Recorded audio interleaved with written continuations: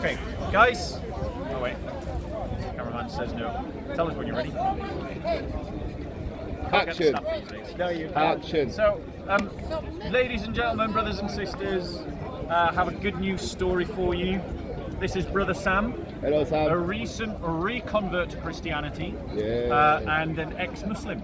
Okay. Now, some of you may remember Sam, and hopefully JC will do a flashback. Yeah. When me and Hamza had a bit of a clash here in the park, and it was sort of like put on film, and me and Hamza had a bit of an argy-bargy.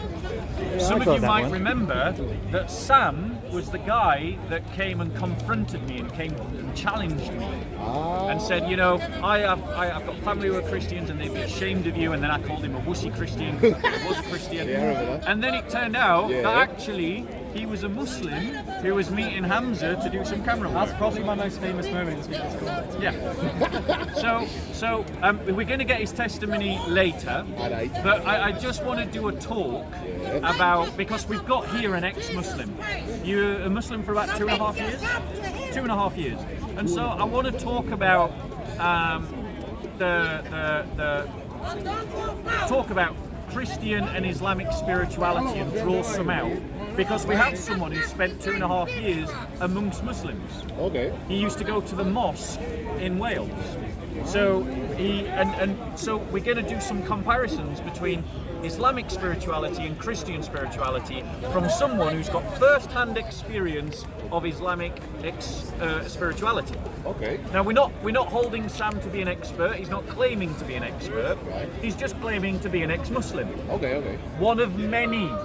There are many ex-Muslims. You see them all the time at the park. They're often challenging the Dawah team. So I really don't understand why Muslims have a problem believing that there are Muslims who are leaving Islam. It happens all the time. There are entire networks of ex-Muslims, and many of them become Christians, like Christopher the Kurd, the Kurdish brother from last time. We've had Christian sisters come down here. There's Christian evangelists here in the park who are ex-Muslims.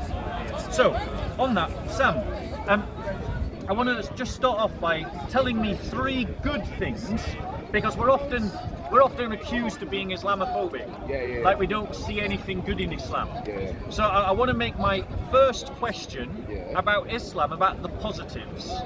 So Sam, tell us 3 good things in terms of Islamic spirituality that you learned during your time as a Muslim. I would say first disclaimer though, most of these things I'm going to mention, I believe that most people would have these in their moral compass anyway, but they're certainly reinforced and they're heavily doctrined, if that makes any sense. Yeah. One would be caring and respecting your parents even in old age. There's an Islamic idea that regardless of your thoughts on your parents, you should always look after them in their old age and in their ailments. Yeah. And there is a heavy stress put on that.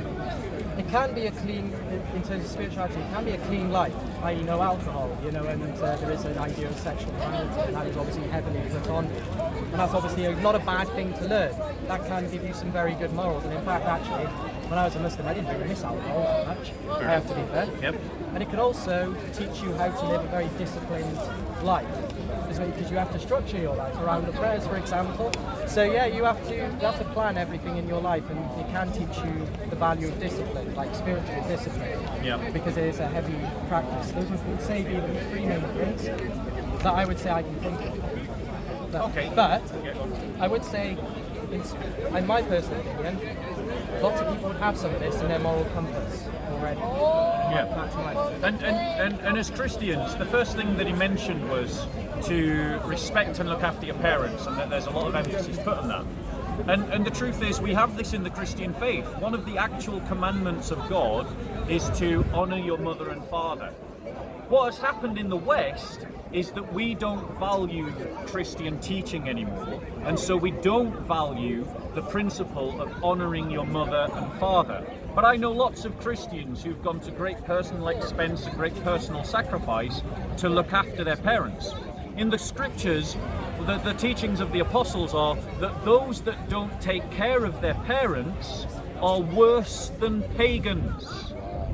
That is what the scriptures teach. So whilst I acknowledge that there is this nobility within the Islamic community, it's nothing that we didn't have before Islam. The other thing that Sam mentioned was this idea of it can be a clean life, the idea of sexual purity, the idea of not having sex outside of marriage, not drinking alcohol.